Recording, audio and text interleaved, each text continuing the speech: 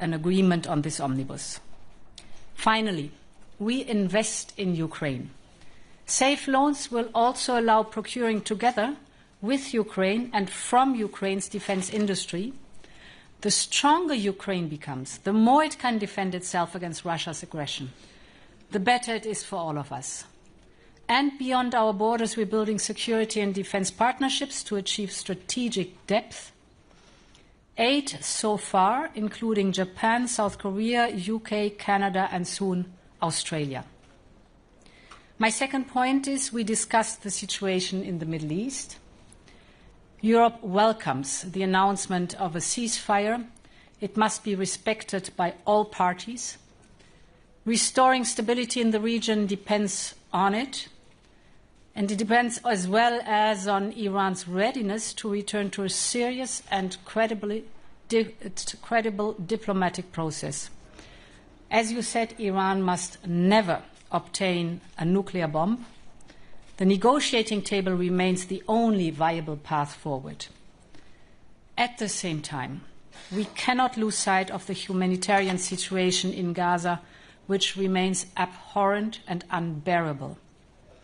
Humanitarian aid needs to reach Gaza immediately and unimpeded, at speed and at scale.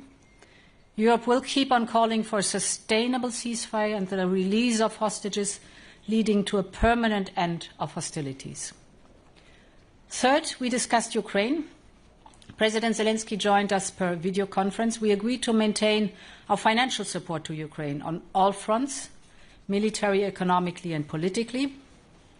Militarily, we recently allocated €1 billion to Ukraine's defense industry through the windfall profits from the frozen Russian assets.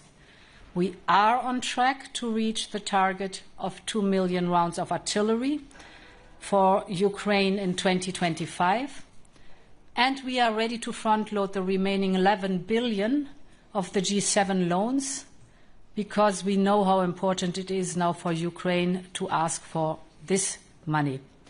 Politically, we must keep up the pressure on Russia to engage in serious talks, starting with a real ceasefire, and therefore our 18th sanctions package aims to do that. We should be in a position to have an agreed package soon. At the same time, we are also accompanying Ukraine on its EU path. Under relentless fire, Ukraine is passing reform after reform. It's impressive. And this is why the Commission defends the opening of the first cluster of negotiation. Ukraine has delivered. Now we must too, because the accession process is based on merit, and Ukraine merits moving forward. Our last session on geoeconomics and competitiveness. I'm almost done. I briefed leaders on the current state of play in our trade talks with the United States. President Trump and I had a good discussion at the G7 summit in Canada. Back then, we agreed to speed up the work with a clear goal, an agreement before the 9th of July. Today, we received the latest US document for further negotiations. We are assessing it as we speak right now. So our message today is clear. We are ready for a deal. At the same time, we are preparing for the possibility that no satisfactory agreement is reached.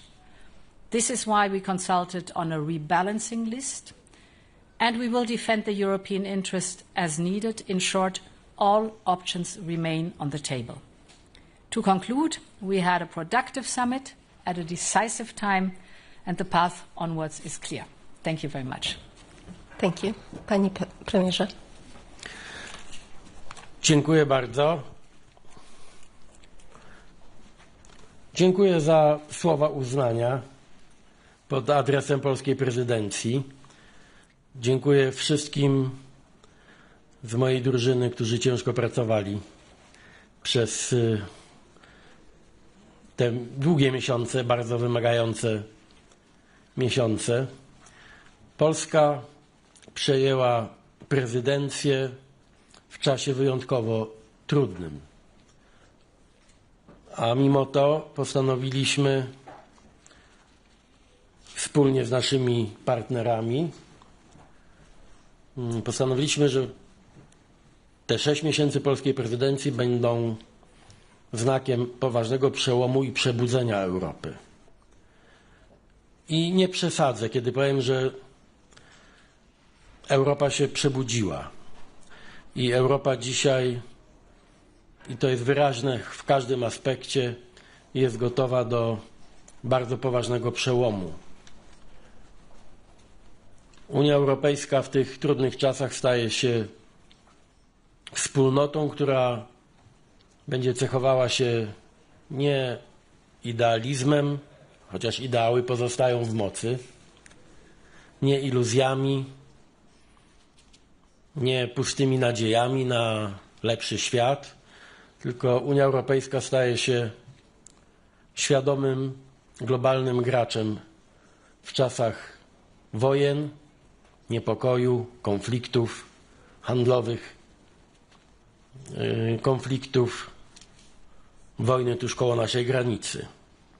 Nasze motto to była Europa bezpieczna i Europa prosta. Prosta, zrozumiała dla ludzi, przyjazna dla ludzi, dla obywateli, dla przedsiębiorców.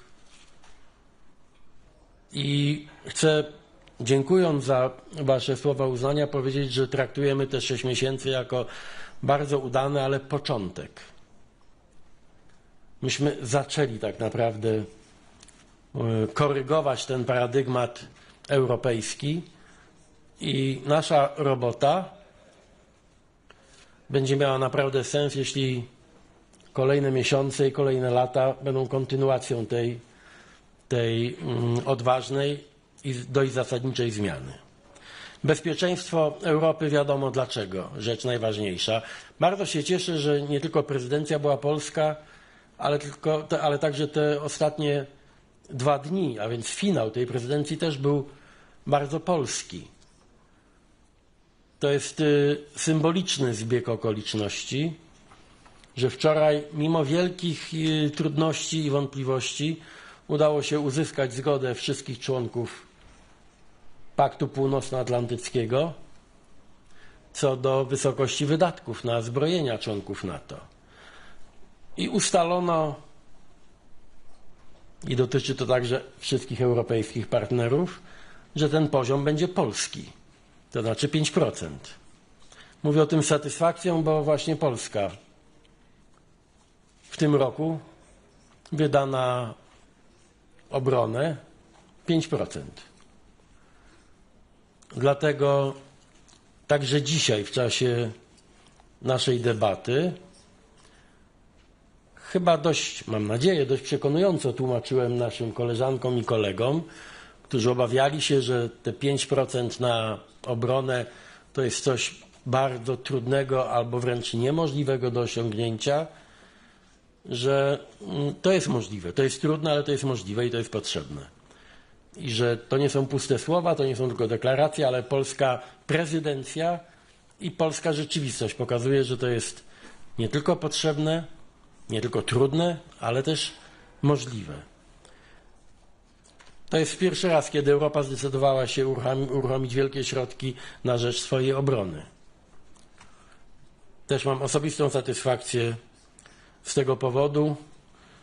Mija dokładnie ponad 20 lat, kiedy po raz pierwszy staraliśmy się formułować w moim kraju ideę wspólnych działań obronnych. 15 lat temu proponowałem partnerom w Unii Europejskiej, abyśmy zaczęli myśleć o wspólnych przedsięwzięciach już praktycznych. Też minęło 15 lat od czasu, kiedy Polska proponowała Unię energetyczną, wspólne zakupy, wspólną politykę energetyczną po to, żeby uniezależnić się od zewnętrznych dostawców surowców, przede wszystkim wobec Rosji. I wtedy to się nie udało, no mówiąc krótko. Dzisiaj mogę z satysfakcją powiedzieć, że kończąc polską prezydencję mogę ogłosić, że właściwie wszystkie te polskie marzenia sprzed wielu lat stały się dzisiaj naprawdę realnością europejską i że Polska miała tu naprawdę bardzo duży duży wkład. Te 150 miliardów na europejską obronność, łatwo dostępnych, nisko oprocentowanych kredytów, to też przecież dopiero początek. Ruszył też Europejski Program Przemysłu Obronnego EDIP. Też było trudne, wydawało się, że będziemy się dłużej kłócić na ten temat, kto będzie mógł z tego korzystać, na jakich zasadach, a jednak uzyskaliśmy tutaj porozumienie. Zmieniło się także myślenie o migracji. To nie było bezpośrednio zadanie polskiej prezydencji, ale dokładnie w czasie naszej prezydencji proponowaliśmy także twarde i zdroworozsądkowe rozwiązania. A więc przede wszystkim nastawienie się na ochronę granic zewnętrznych Unii Europejskiej. Będziemy dalej nad tym pracować. My podjęliśmy takie twarde decyzje u siebie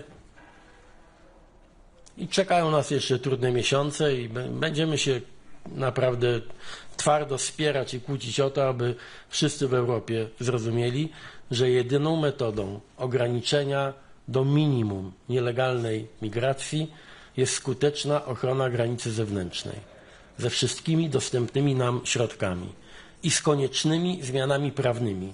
Identyfikujemy te konieczności i będziemy na pewno w tę stronę przekonywać wszystkich naszych partnerów.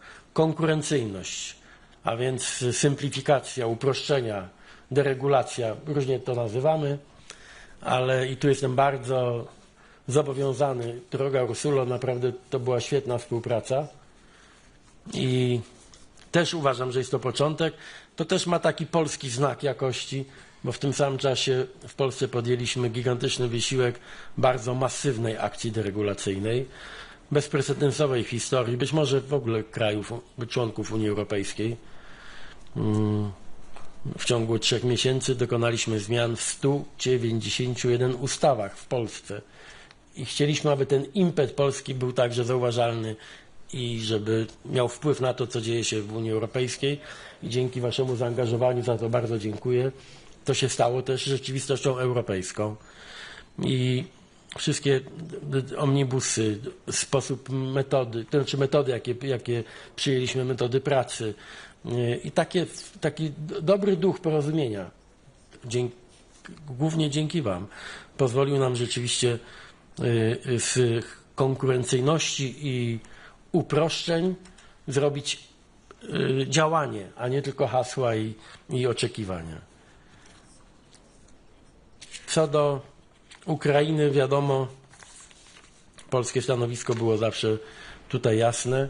No dzisiaj z wielką satysfakcją przyjąłem też tę kolejną decyzję o przedłużeniu sankcji. Zawsze jest taka lekka obawa.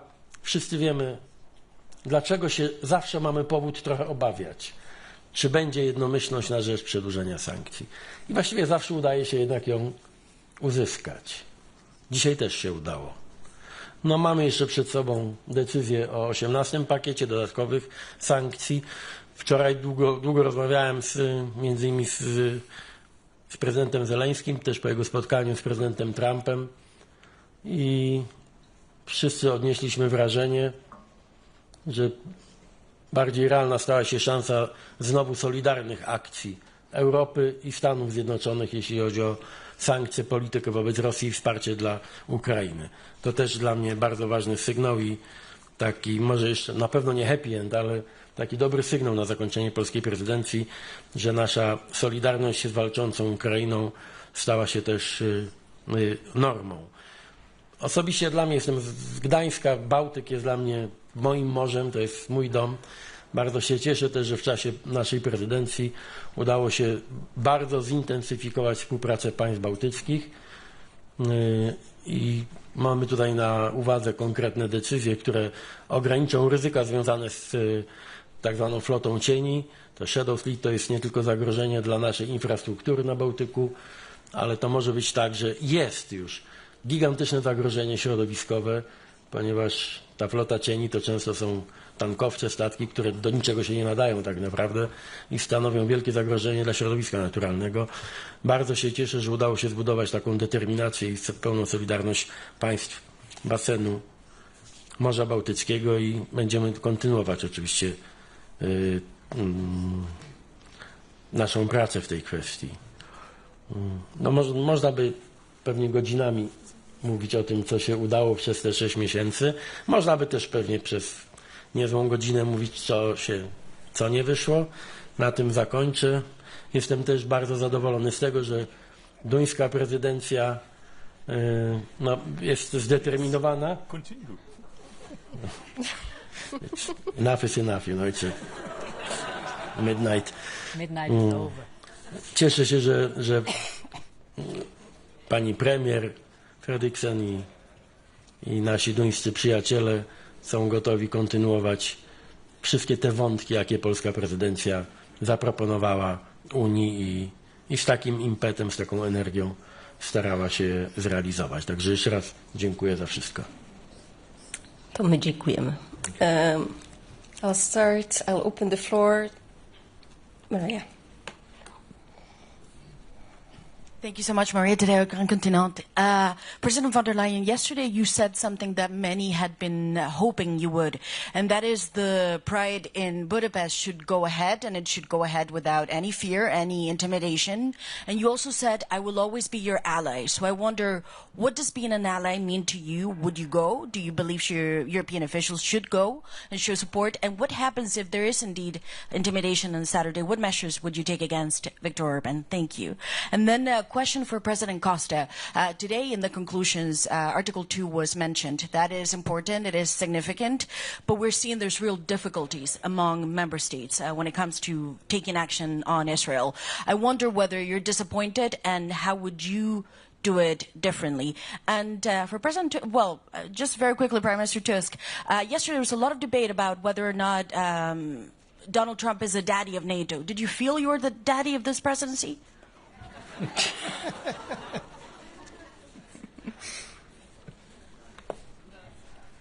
Ladies first. Yeah, thank you.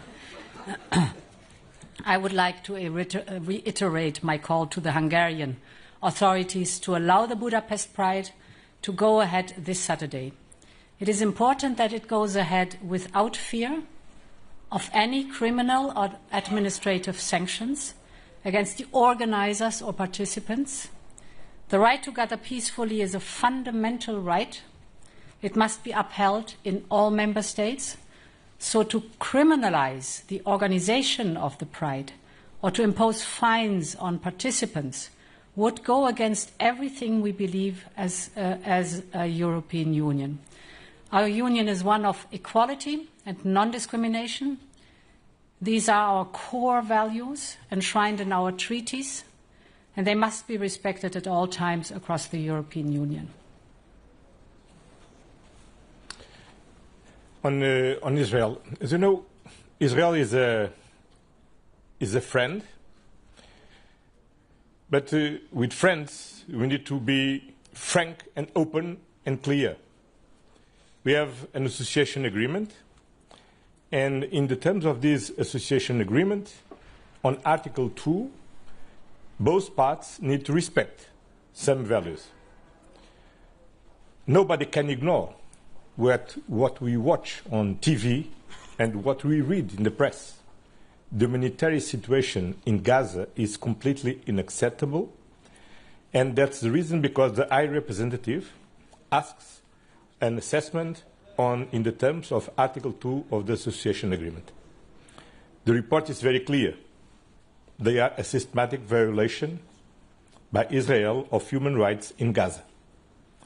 We took note of this report, and we tasked the High Representative in the Minister of Foreign Affairs Council take decisions and to approve the next step. In the meantime, we will talk with Israel, and we will repeat again and again. Then Israel should immediately accept the ceasefire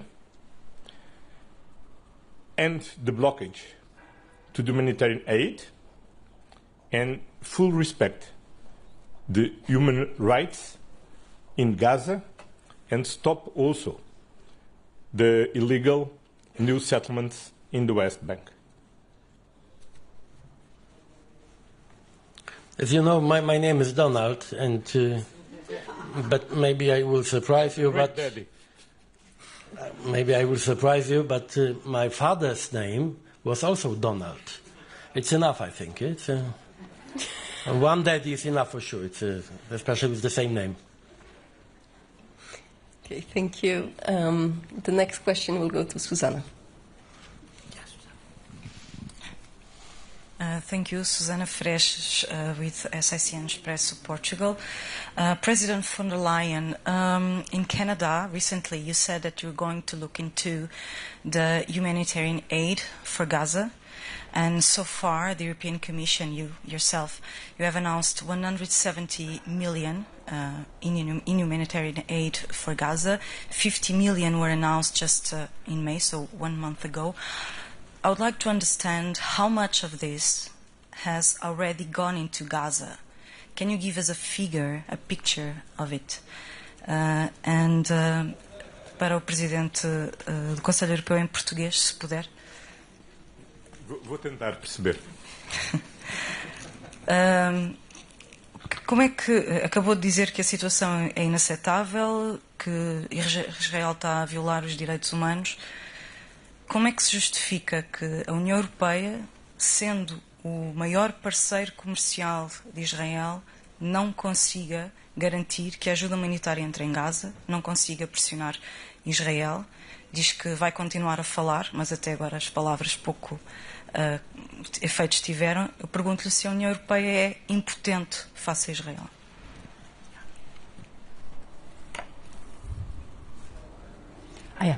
So I cannot give you the exact figure. I can ask the services. Perhaps tomorrow we have this figure, but I don't know it from the top of my head.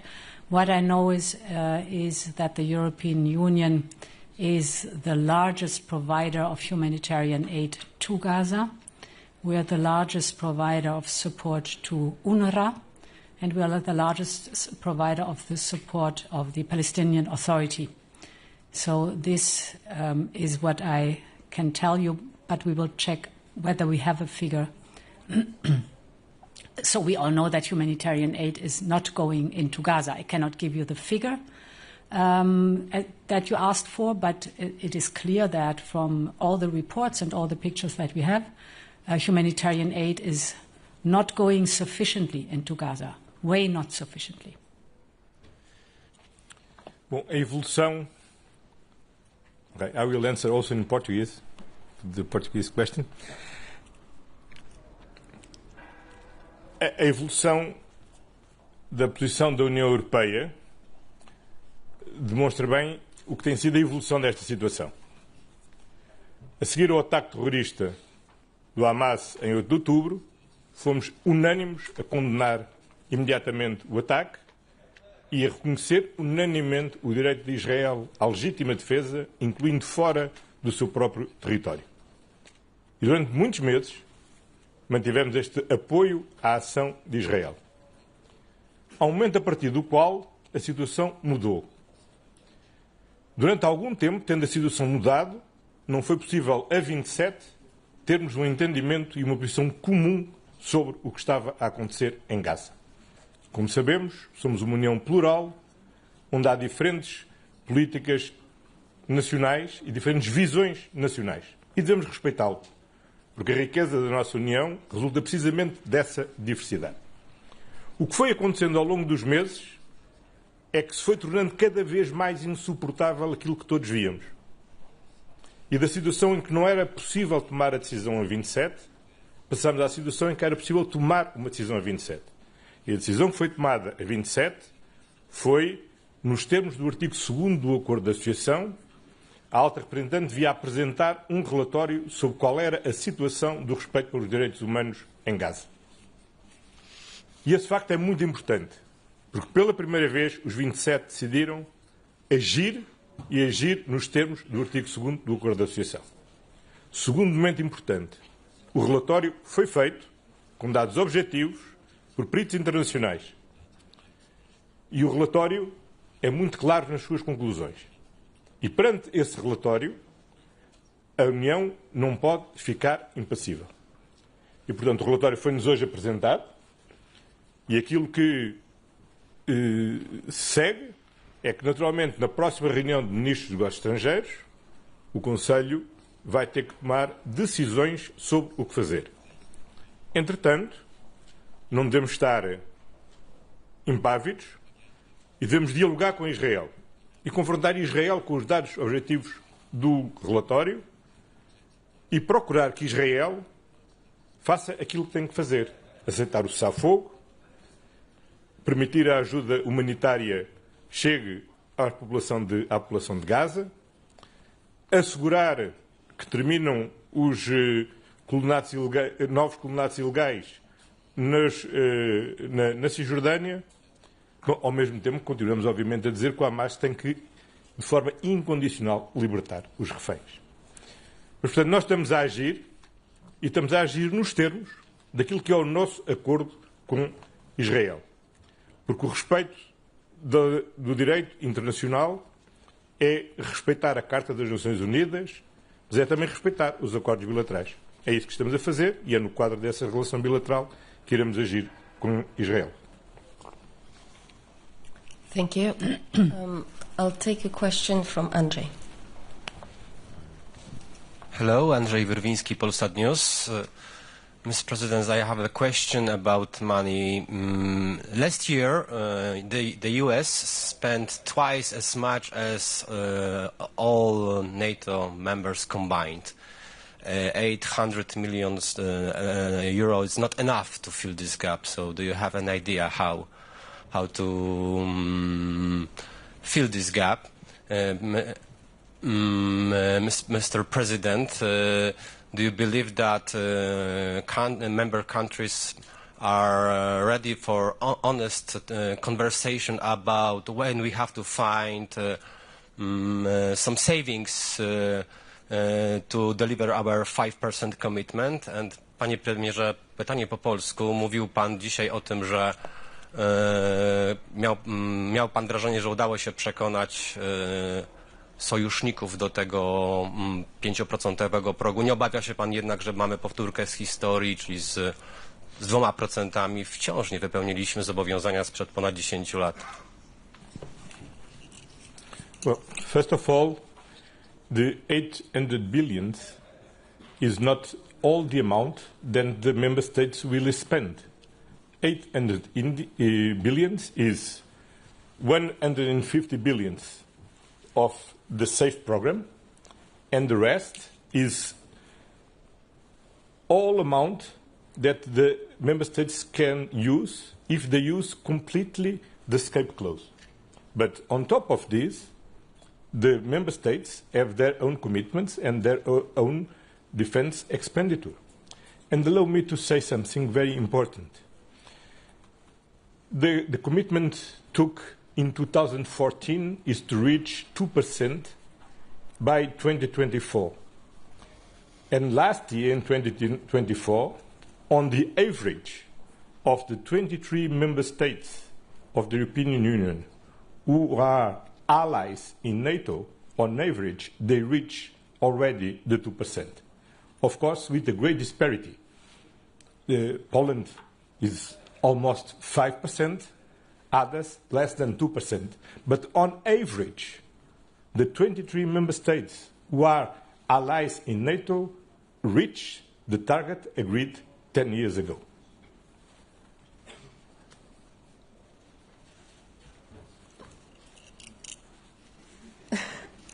Who next? He asked Mr. President. So, there's a clear distinction. Jako premier polskiego rządu jestem odpowiedzialny za skuteczne wydanie naszych pieniędzy na nasze zbrojenia. I tu, tak jak wszyscy wiedzą, Polska jest wzorem do naśladowania. Ta średnia do tej pory europejska oczywiście nie jest zadowalająca.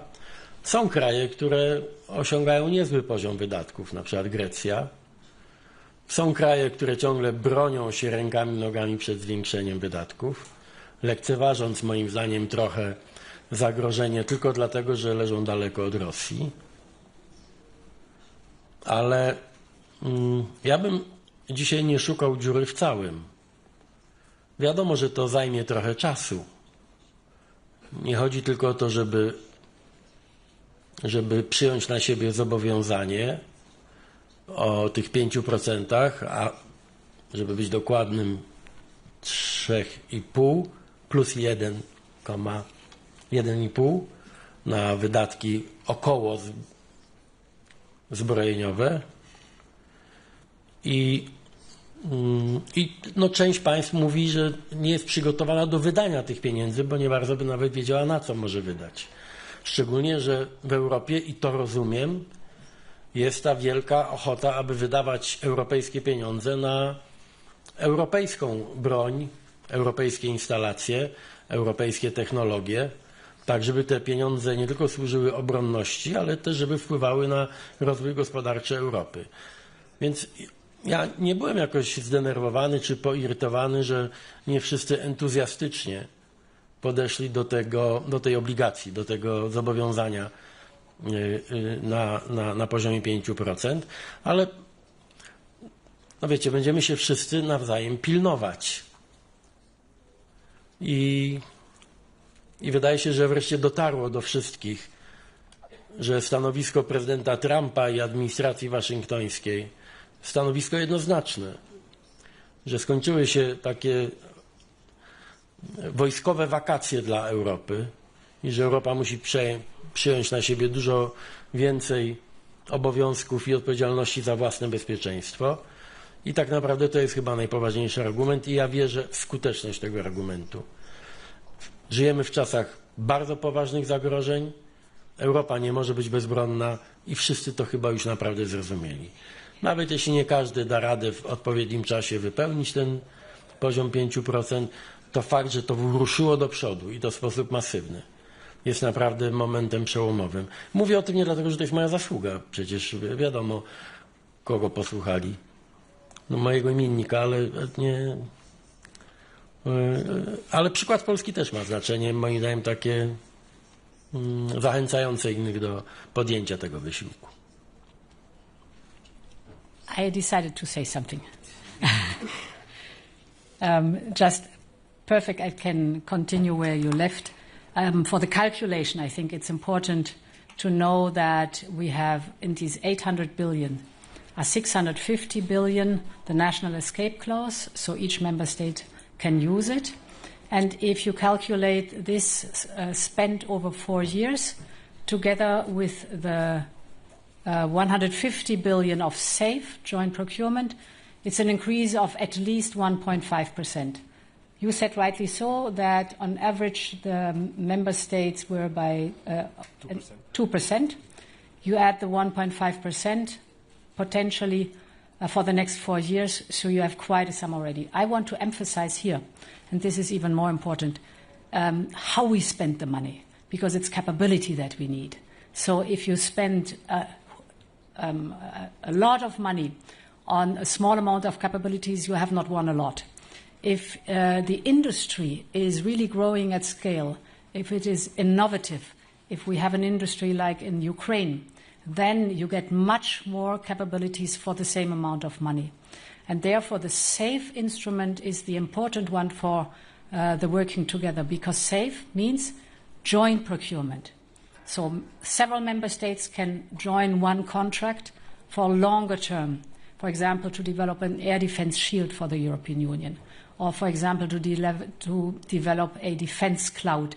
All things no member state could do on its own, but there needs to be the financial incentive to do it together. And therefore, this combination of you have the national money from the national escape clause, and there's the potential for joint procurement, makes the difference in the approach how we really turn this huge amount of money into capabilities that are needed here. Capabilities, my last sentence on that one, where we align very strongly with the capability gap of NATO, because for me it's important that we're not redundant, but that we are very strongly aligned. Also, this also goes for the norms and standards that NATO has. It is absolute paramount that we are aligned with NATO on that matter. We'll take one final question. Henry. Henry Foy, Financial Times. Madam President, a few moments ago, German Chancellor Friedrich Merz just told reporters that at this council you floated the idea of formulating a European-led WTO, an alternative to the WTO. What? A European alternative to the World Trade Organization. Yes. Can you tell us how that would work, and yes, would the United States of America be invited to participate? And to President Costa and to Prime Minister Tusk, having seen tonight what Donald Trump is offering, do you think that Madame von der Leyen should accept a quick, bad deal, or hold her nerve and get into a possible trade war for a better deal? Thank you.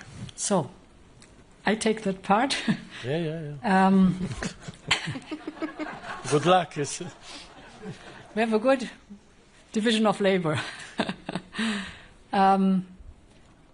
Indeed, I presented to the European Council the different possibilities and options that we have now with many other countries that want to do free trade agreements. You're familiar with these. What I also presented is, for me, the most attractive and interesting part is that the CPTPP, so the Asian countries, want to have a structured cooperation with the European Union, and the European Union want the same.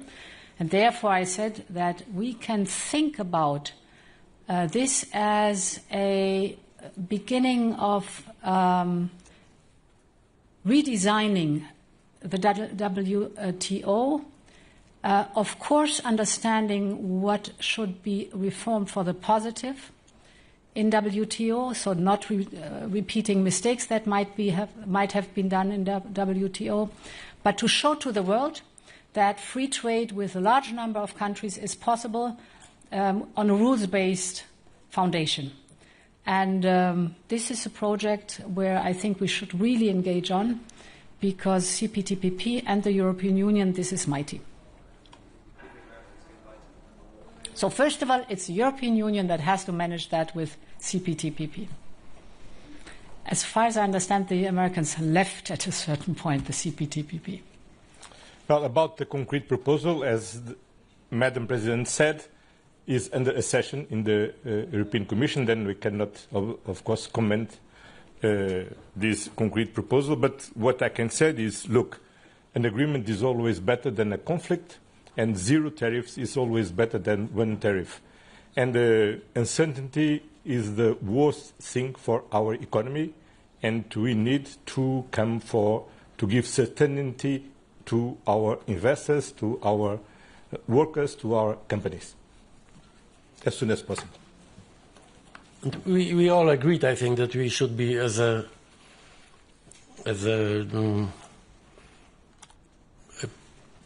true community, we have to be very innovative if needed, creative, smart, sometimes maybe unpredictable, as our friends from the other side of the Atlantic. And I'm absolutely sure that we know much more, and we are much better prepared for discussions and negotiations with our American partners. And I think all of us are aware about this new method, how to negotiate and how to talk about trade and our common relations, with goodwill and with the awareness that the United States is and will be the closest partner, and there's no alternative for transatlantic cooperation. But we have to be similar to our partners in some sense. And if you allow me just to add a phrase, and of course we have full confidence in the ability of the European Commission to lead these negotiations behalf the member states. So thank you. The press conference is over. Yes, of course, with these nice words. Yes. Thank you very much. Have a good night.